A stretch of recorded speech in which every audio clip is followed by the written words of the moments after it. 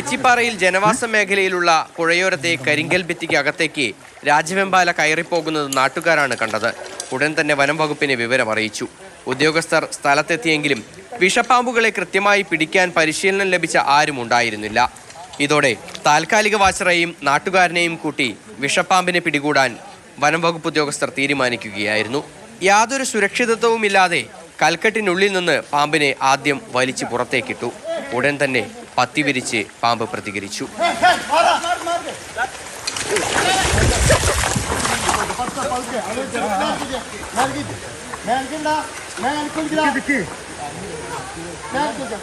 വാലിൽ പിടികൂടിയ ശേഷം പാമ്പിനെ എന്ത് ചെയ്യണമെന്ന് പോലും യുവാവിന് അറിയുന്നുണ്ടായിരുന്നില്ല.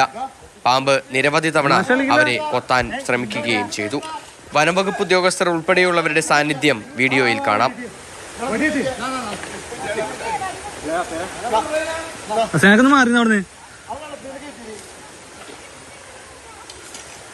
സംഭവത്തിൽ വനംവകുപ്പിനെതിരെ പരാതി ഉയർന്നിട്ടുണ്ട്. വകുപ്പ് തല അന്വേഷണം ഉണ്ടാകുമെന്നാണ് ഉന്നത ഉദ്യോഗസ്ഥർ വ്യക്തമാക്കിയത്. അതേസമയം പരിശീലനം ലഭിച്ച പാമ്പ് പിടുത്തക്കാരനെ എത്തിക്കുന്നതുവരെ കാത്തുനിൽക്കാൻ കഴിയുന്ന സാഹചര്യമല്ലായിരുന്നുവെന്നാണ് വനംവകുപ്പിന്റെ വിശദീകരണം. മാതൃഭൂമി ന്യൂസ്, തൃശൂർ.